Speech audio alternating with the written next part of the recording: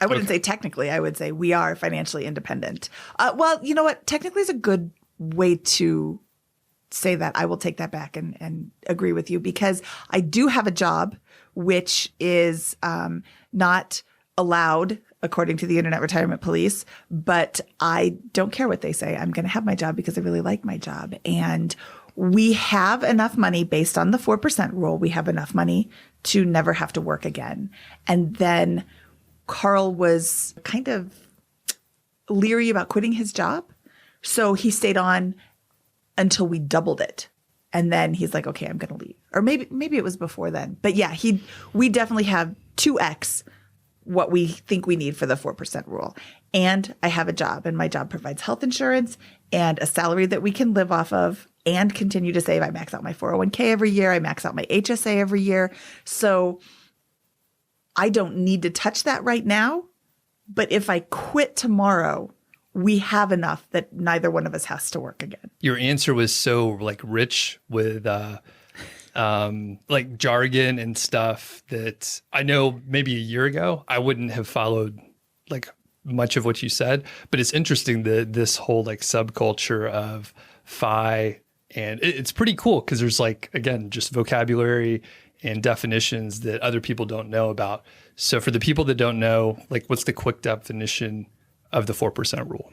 So the 4% rule is based on a study done by William Bengen, I don't know, in the 80s, I think. He looked at all of the past stock market data, and he said based on past performance, and past performance is not indicative of future gains, based on past stock market performance, if you save X amount of money and withdraw 4% in the first year and then readjust for inflation every year, you should be able to retire or live off your savings, your investments for 30 years and have at least not run out of money for 30 years with, I think, a 96% chance of success. So basically, if you take the inverse of that, 25 times your annual spending is what you need to have in investments in order to be financially free.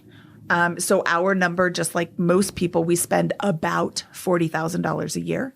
So 40 times 25 is $1 million. We had $1 million. We got to Carl calls it the double comma club. We got to the double comma club. And then we essentially doubled that with, the crazy stock market that we've had right now. So that is what the 4% rule is. If you can live off of 4% of your investments as an annual spending, you should be good to go. Perfect. Very concise definition. Yeah, that's pretty good. Yeah. Way to describe my conversations. And when you guys were first like thinking about retiring and you were running the math, because I know a lot of people, like I've mentioned exactly what you said, and they're like, $1 million, holy crap, that's a lot of money. How could we possibly do that? So when you were first looking at the numbers, did you think it was close? Like, how did you feel personally? So Carl and I are both super frugal. Some people pronounce that cheap. And we just always saved. We didn't really know what we were saving for, but saving is just something that you do. You don't spend every dime that comes in.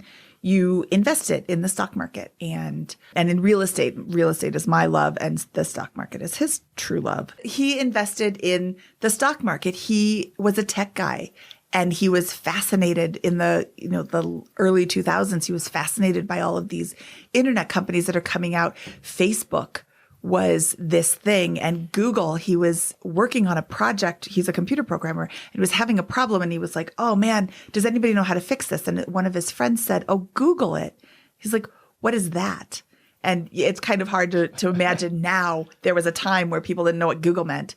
So he looked it up, and there was the exact thing he had to do. He said, oh my God, this thing, this Google is unbelievable. And they announced that they were going public. So they were doing this Dutch auction. You can look it up. I don't know all the ins and outs of that. But basically everybody says, oh, I'll pay this much for it. I'll pay that much for it. And the highest price that the most amount of people were willing to pay is what they went with. I think it was like $85 a share or something. And my thought was, wow, $85 a share. That's a lot of money for a stock. But now it's worth, what, $1,000 a share or something? I don't know. And how many times did it split? Good grief. I'm not sure because that's his wheelhouse. He Yeah. does all the stock stuff. But he's called it a 20 bagger, which means that it is 20 times more valuable than when we bought it. And we bought Facebook at the IPO. We bought, all these things, the Apple at like $20 or something, Tesla at $20. I don't know if you've been watching Tesla just go crazy Bananas. lately. So he bought all these stocks and just kind of set it and forget it, buy it, and then just don't look at them anymore. And of course, now we recommend that you invest in index funds, but that really wasn't like a big thing then. So we were just investing in things that he felt comfortable investing in. This Google is amazing. This Facebook, who do you know that isn't on Facebook?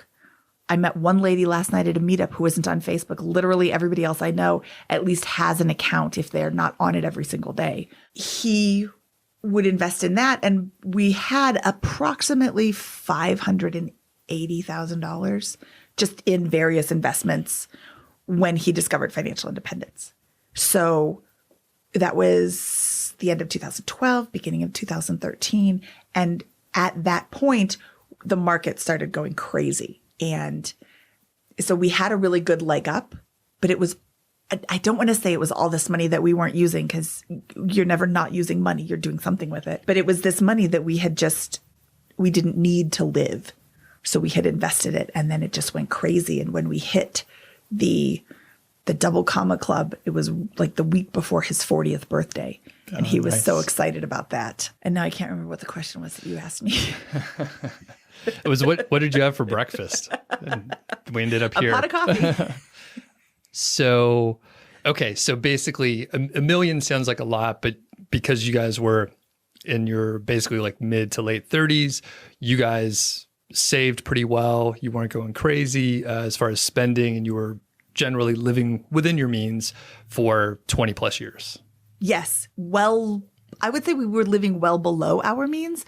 Carl had a really well-paying job. I quit work to raise our 2 kids, and that was always the plan. I didn't leave some massive career. I left a job that was interesting but not amazing. I stayed home with the girls, and then he continued to make really good money as a software programmer. And I don't know that we could spend what he was making. Like, that's just not our makeup. We don't have brand new clothes. We don't have the latest phones or, get computers every time they upgrade or anything like that. And the whole kids are really expensive. They're as expensive as you want them to be. I'm very, very blessed that I have healthy kids. We go to the doctor for their 1-year checkups, or their annual checkups. And that's kind of the only time we go to the doctor. So I do realize that I'm very lucky in that way, but we just don't spend a lot of money. I don't care about cars and clothes. And, if you look at me and think, wow, that's not a very cool outfit, I don't care. It covers the bits that it needs to cover. And that's really all I need. So we were probably living on, we never really did the math, but we were probably living on 40% of his salary. Okay.